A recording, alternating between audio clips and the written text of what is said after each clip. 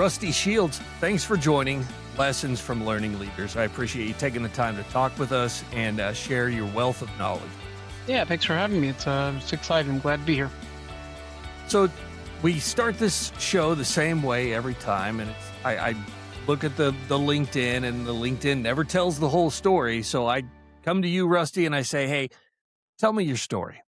Yeah. So, how long do you have? No, I'm just kidding. It's okay. It was a fun story. It's an interesting journey. So, I've been in the L&D field for about 20 years now, as All a right. collegiate student, freshman in college. Believe it or not, who knows? Who knew as a freshman I could start an L&D career? I actually was going to school, the local music school in Arkansas. All my degrees are in music. None of them are in learning and development. Believe it or not. And was trying to figure out how to make money as a poor college student with no scholarships, and found some bulletin boards with those little flyers where you could rip a number off and give them a call. And they were looking for trainers to train leadership development programs in the evenings in local organizations around the city. And so, being that I was an instrumental education major in the education department, I was like, sure, I can teach.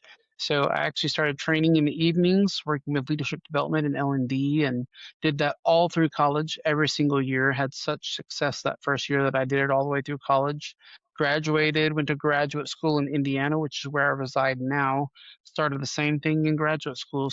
I found a consulting firm in town, offered my services. They saw I had some background experience and started doing that. Shortly into my career after graduating from graduate school, decided to do a quick shift from music. I said, "What can I do?" And I said, "Well, I know I can teach." So I found an organizational learning and development job, started working for them, and then started my own consulting business in 2019. So during that entire span, had always been facilitating training, most of those years in leadership development, and then switched into helping facilitators become better facilitators and instructional designers. So I'm curious, do you do anything with music anymore? I still do. That's like my creative outlet. I still sing quite a bit. I sing in choirs. I direct choirs. I still do some stage productions now and again and some musicals. And I travel around, and I've got a love for racing, dirt track racing specifically.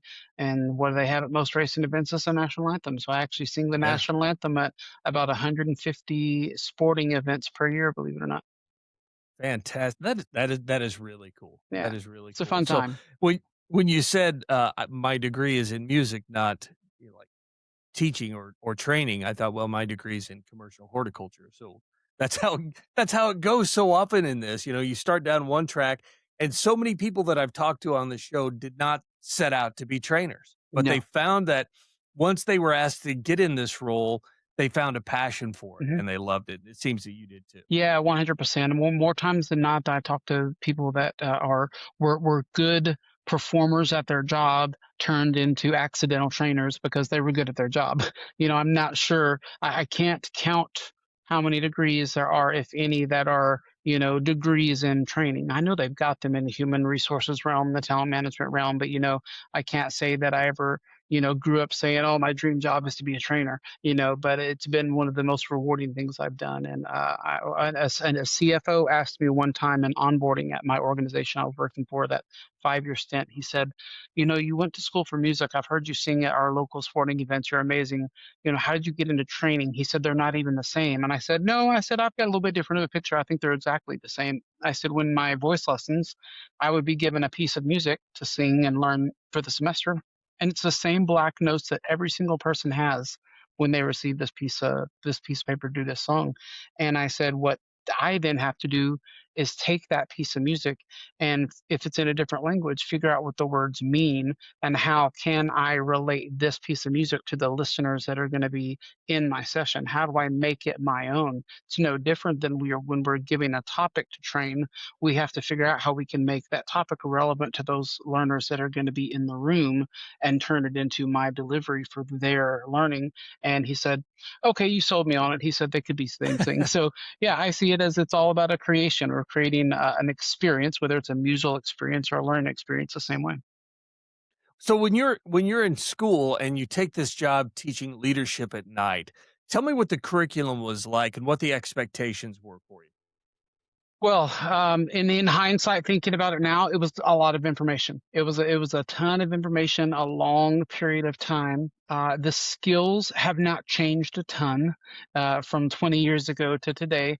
There's been a little bit more kind of emphasis put on emotional intelligence now, which is a great thing. A little more emphasis put on connection, but a lot of the things were still the same. But what I can tell you, it was a lot of information, and I felt like it was a lot of sitting and listening and deliver this content and you've done your job, kind of action. But what I came, to realize, a few years into it that, how do I know if I'm truly doing a good job?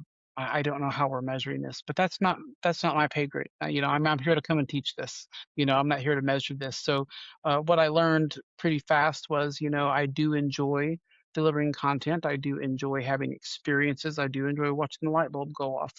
There hasn't been a ton of change in 20 years until what I want to be a change that's happening, and that's kind of what stems from, the big idea for my program, that I'm getting a lot of traction on. But, that's one thing that I've noticed is a lot of the skills do still translate to today.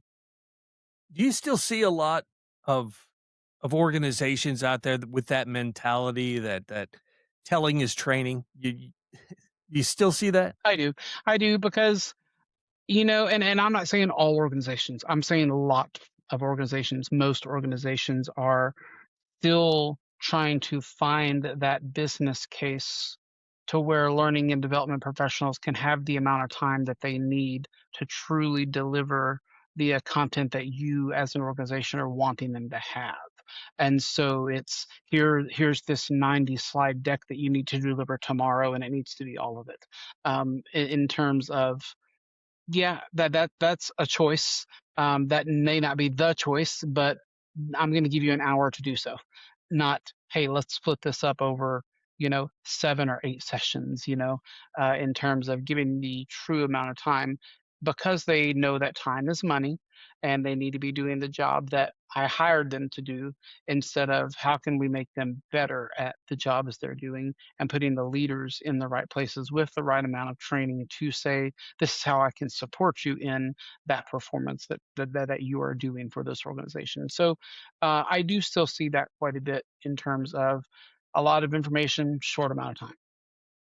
I want to get to your program, but this, like I said before we started, some of this is just going to be two trainers Love talking. it. And I when we see that situation that trainers find themselves in, part of me says, well, that's part of the trainer's responsibility to help management make that change from seeing training as an expense and more as an investment. But that's a difficult paradigm to shift sometimes. It is. It's 100% and probably, to me, the biggest paradigm that is the hardest to shift. But I think it all stems to me from one thing, and that's measurement. Um, I don't think that we've got enough. When I say we, I'm speaking very broadly here, but we as learning professionals don't have the business case built large enough based on the metrics that the organization needs. One, because when an event is over, you're on to the next event. And so without measuring at levels 3 and 4 of evaluation, we're not getting the true changed behavior and or the return on investment dollar amount that that group of individuals has brought back to the organization. We do levels 1 and 2, great. Like, that's easy because that happens during the event, and, "Hey, did they like it? Did they not?" That's easy to measure, but level 3 is all about that changed behavior, and when we're on to the next event, it's hard to go back and measure that, but I feel like if we could easily say, "This percentage of people have gotten better," or it's this many less errors, or it's this much more production, which adds to this hour they were in class has brought us this many dollars per day per person. Until we can say that, then I'm not sure we're building a good enough case to say we need more time. So I think that that's the ongoing kind of back and forth between learning professionals and organizations is, are we providing the right information to build that business case yet? Yeah, for those who don't know, when he's talking about levels, that's Kirkpatrick's levels of evaluation. So level 1 is did they enjoy it? Level 2 Reaction, is yep, did they learn anything? yep, the learning level, exactly. Okay, and that's great. They learned Mhm. something, Right. but that's not why we did the training. We did the training to improve performance. So level 3 is, did they apply it on the job? Again, that's good, but that's not why we did the training. We did the training for level 4. Did it improve performance? Mhm, And that's important feedback for trainers too, because if we're doing training that's being applied on the job and it isn't improving performance, then we need to look at our training and say, what do we need to change here? And that's a that's key. And it's difficult to get that level 4, especially when the focus is on mhm. content It and is. delivering content. It's hard to quantify training sometimes. It's hard to say, how can I put a dollar amount on this? Right. It's funny that this has come up twice today just in my conversation. So it's interesting it's here again today. In fact, my Transformation Tuesday post on LinkedIn, which I post every Tuesday, it was actually about this very thing. I read an article that talks about the Emperor's New Clothes and how this blog article writer used the Emperor's New Clothes to demonstrate that most organizations are looking at the wrong metrics in terms of attendance. Did they all attend? What was the percentage of attendance? Did they complete the course? Did they get their certificate? Those metrics are metrics that are great. That is a quantity metric, not necessarily a qualitative data metric that we need to be looking at, that dollar amount. But luckily, we do have people in our industry that this has been their bread and butter, is building the ROI of learning. So Jack and Patty Phillips, like, they are the icons, I think, in terms of using Kirkpatrick's levels and actually creating a formula and an online formula now that you can just put the data information and it spits out the dollar amount. And these are data sets that we can easily get. How many hours, how many people, we can easily find out from HR. Give me an average salary of these people attending. You don't have to give me exacts. That's not germane to the conversation, but you can give me an average, and we plug that in, and you've got an ROI. But you also Mhm. have to know, was behavior changed? Because if behavior was changed, which is level 3, if behavior wasn't changed, we're not going to get that dollar because performance didn't improve. So yeah, it's very interesting, but we do have it out there. But again, it's a time and bandwidth issue too, I believe, because we're already on to that next event. Yep, yep. Alright, so you have a presentation Mhm, that I saw, and I wanted to talk to you about. mhm, I saw it in a brochure. I mhm. wanna clarify because sometimes I say, "Hey, I saw this," and they were like, "Oh, you were in the audience." I'm like, "No, I saw it advertised." So, I've yet to sit through it, but it's called "Stop Smothering, Start Sparking: 3 Engagement Techniques to Captivating Audiences." And my mentor, Bob Pike, used to say there's a direct correlation to the amount of fun a person has in a training and the learning that happens in a training.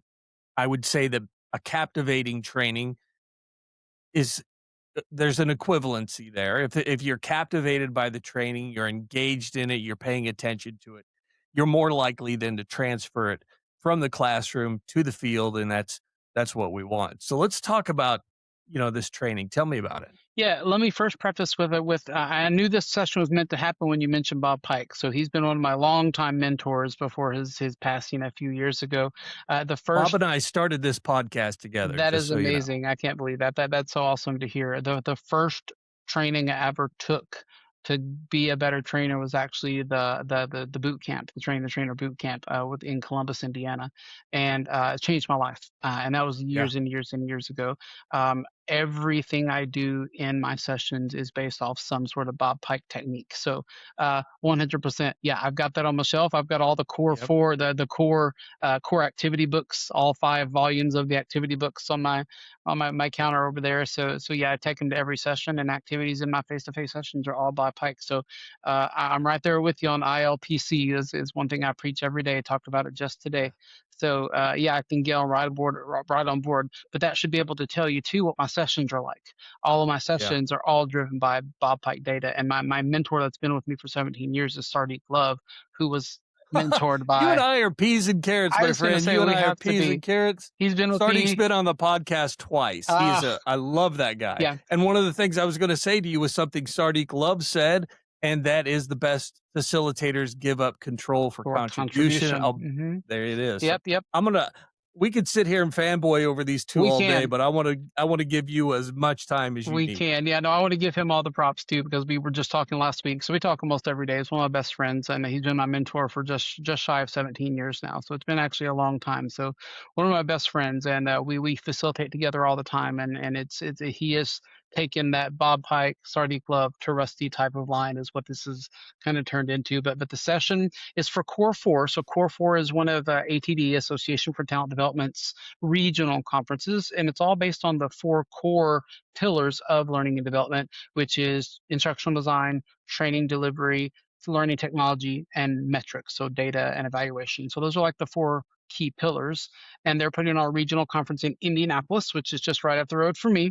And it's Nice. in September, and I submitted for that conference, and it got chosen. This is actually the session I did at ATT's International Conference in May in LA. So I'm just taking it to a more regional, level for them. But the whole kind of idea for this really stems from we are smothering people with content. We are smothering people with information. It's a fire hydrant. It's no longer a fire hose of information. It's a fire hydrant of information that we are prone to doing. And it takes me all the way back to when I was delivering those leadership development programs in college.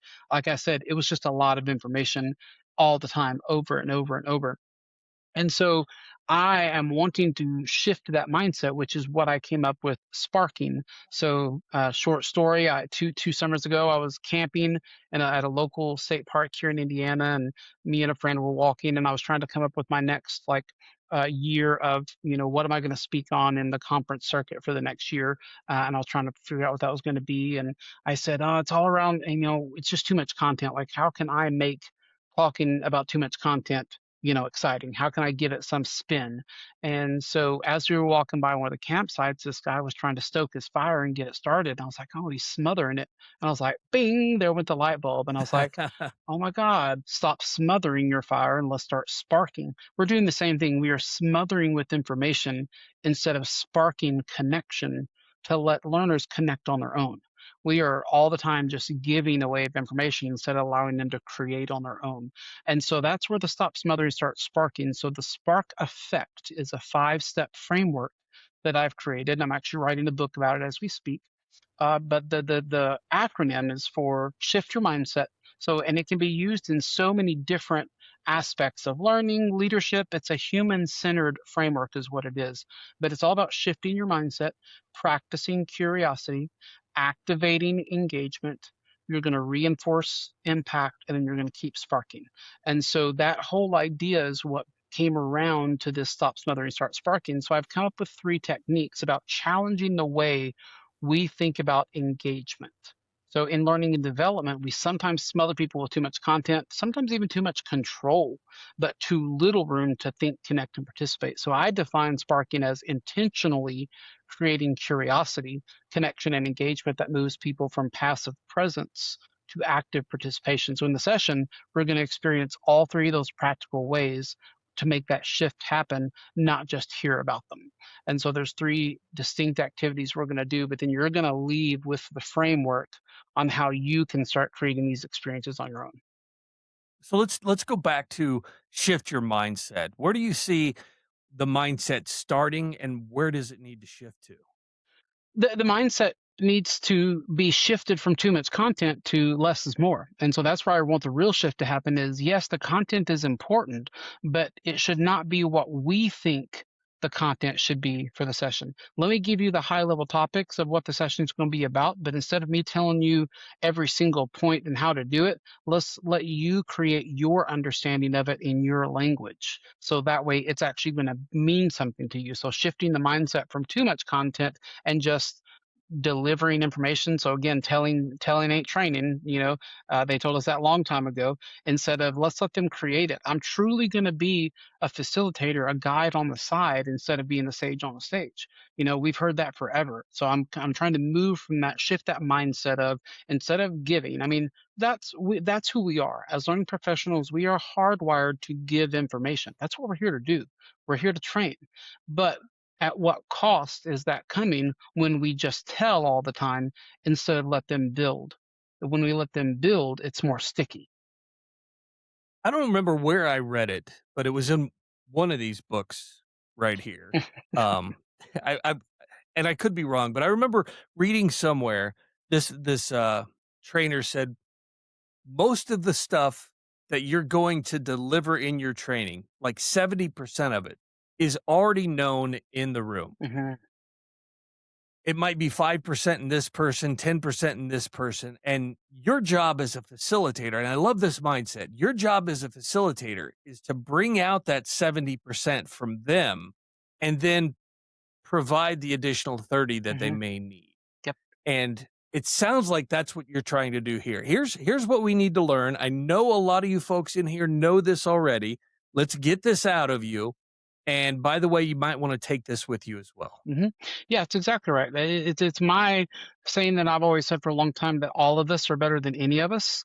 The collective experience in the room and the collective knowledge in the room is way better than just me, myself, and the experience that I've got. Because each of you have had just as many experiences that could add to this conversation than just what I've experienced in my life. And so you're exactly right. It's creating a container, a safe container, an environment where everybody can share that experience and take things from each other and it be true three-way communication and sharing than just one way. And so it really is building on everyone's experience in the room. And if we control the environment too much, then that connection doesn't happen. It's stifled. So just like there are more slides in the first 15 minutes prior to when my session starts than there are in the hour of my session. So I've got 7 to 8 slides that have questions that they're going to round robin ask each other in speed dating before the session even starts. And then on the hour after that, there's only 7 slides after that. So there's more slides before the session even starts and or after because we're creating the connection before we even start the session. Why is it important to you to practice curiosity? If we don't know about the experience in the room or the needs of the learners in the room, then we're already behind the curve. We're just providing instructor led, instructor centered. So ILIC, not ILPC, which is participant centered. The only way we can do that is if we're curious enough to know what the audience needs and wants. So how do you do that? What are you teaching or what do you practice to get to know what the room needs or knows or wants? It's coaching technique, so it's just like almost kinda what you said, most of the people in the room already know the answers. So in coaching, that's what makes coaching different than mentoring is coaches in coaching, they already know the answers, you're coaching them up to the answer. Practicing curiosity, part of that is stepping back enough to say it's not about me and start asking questions of the room. I will ask more questions in my sessions to the audience than they will ever ask of me. And so it's asking questions, but it's also giving them time to ask each other questions. Let me pose a question on the room. You turn to the person next to you and ask them this question. Or as a table, spend the next 5 minutes discussing this, and I want you to come up with one synthesized answer that you can share with the group. And so that practicing curiosity is stepping back enough to, again, like Sardik said, what are we sacrificing Control for contribution? for contribution. They're the ones Right. contributing. So that's that curiosity piece. There's another part of this that I want to really highlight because when we're talking about training, a lot of the trainers who listen to this, they might be training at a company and these are coworkers that they're working with. And so when you come in and you create situations where they're working together, yes, there's the learning that you hope, there's the performance you hope to improve with this specific training. But when you train this way, there's another impact that you have, and that's you're actually making the team closer.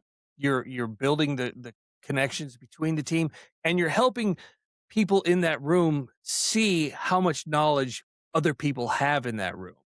And if I'm sitting there and I'm like, I didn't know Rusty knew all this stuff. I'm gonna go to Rusty now when I need help.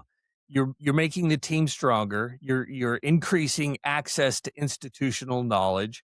And I think that is something that we shouldn't overlook. Yeah, you're exactly right.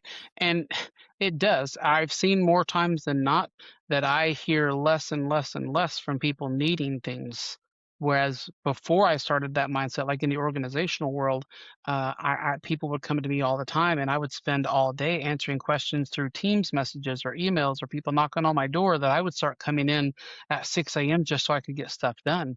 But once that Mhm. mindset shift happened and started equipping people with, you've got the answers and you know how to do this, and everyone started connecting and knowing who they could go to in their session, I was finding I had more time than I knew what to do with. So I started building more sessions like that. So it does. It creates community more than anything, and that's what I really lean on is creating a village of people that know that they can count on other people to help bounce ideas off of. Would have you experienced one of the first? So I facilitate a lot of ATD certifications for them, and the first one I ever did years ago for them, I remember like plain as day. It was in March. It was in Atlanta. It was in the instructional design certificate, and I had 12 people in the room. And to this day, 6 years later, we all 12 of us, 13 counting me, are in a LinkedIn messaging group, and for that many years have been sending messages back and forth to each other. "Hey, I just got through doing this. What did you guys do in this situation?" 4 of them have come to me asking for help applying for a new job and beefing up their portfolio, and all 4 of them got their job out of everybody else in the organization. That kind of community is what I'm hoping that this idea of practicing curiosity will help bring to the top.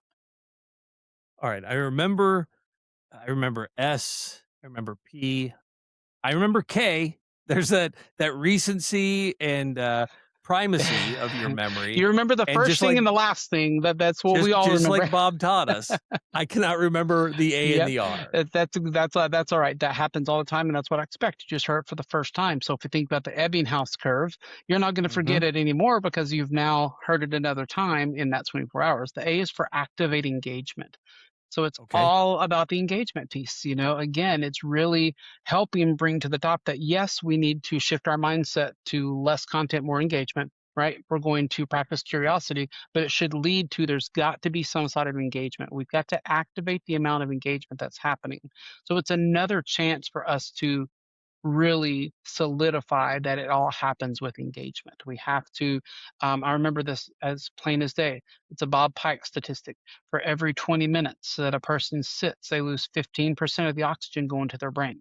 And I quote that in every single session I do, and people are just mind blown. If you think of that from an hour, if there is an hour long session with no interaction, there's 45% of the oxygen going to the brain that they're losing. So it means they're only hearing 50% of what we're saying, and we wonder why there's a retention issue. And so it's all about engagement of some sort. In his 90-28 rule, I live by that rule. 90 minutes content without a break. It should be in 20-minute content chunks, and there should Chunks, yep. be an interaction every 8 minutes. I live Or by that. 4 minutes if you're online. Virtually, you're exactly right. I tell everybody cut that in half. And so living by that rule, I create sessions. I start with my activities and my interactions for every 8 minutes and work my way backwards. That tells me how much content I can put in my session if I start with my interactions and my activities first. And that Excellent. prevents me from smothering. Outstanding. And R? The R is for reinforce impact. So it's almost like the summation, it's like the closer. Reinforce the impact, what this had on you. So let's reinforce what this has done for you and what you need to do from here. So I'm a big fan of Bob Heck's Choose or Lose. I do Choose or Lose in different formats around the world. When I close out sessions, I want you to write down one thing you're going to do better in the next 30 days and one thing you're going to stop doing or lose. And depending on where I am and what kind of session I'm doing, sometimes there's accountability partners and they put it in an envelope and visit with each other 30 days from now and see did they stop doing it. Or sometimes if I'm in a conference, I will have them write it on a piece of paper what they're going to lose, and I rip it up and have them throw it across the room, and there's confetti going in the room. So it just depends. So it's all about reinforcing the impact of what did this idea do for you? What are you going to do to make it better? And what are you going to do to stop it? It's outstanding. My favorite close is, the give one, get one. Ah, yeah. I love, write down 3, now go find 2 more. Love that one. Yep. Listen, we're coming up on the end of the show. I wanna make sure that if people wanna talk with you, Rusty, they know how to get a hold of you. Yeah, sure. My socials are pretty active. So LinkedIn is my big one. I have a lot of action on LinkedIn. All you have to do is search Rusty Shields. I'm in a bright red suit in my picture. It's kind of like my brand. And then also I've got a pretty active Facebook page as well. My website, developfy.com. So that's my organization, DEVELEFY, develop and learn is my tagline. So DEVE for develop, LE for learn, and FY for putting action to it. So that has all my contact information. So would love to connect with whoever and continue conversations. And if you're coming to Core 4 or Org Dev, same date, same location, same weekend for ATD, I will definitely be there and would love to connect with anybody that would love to chat. Outstanding. Well, Rusty, this has been a genuine pleasure to Thank you, get to sir. talk with Appreciate you, to that. get to know you. And next time you talk to Sardik, tell him I said hi, and I'm looking forward to seeing him again. I will do that. We're supposed to chat tonight, so I'll make sure to mention that. All right. Thank you. And thanks again for joining us. This has been great. Yeah, no problem. Thank you for the invitation.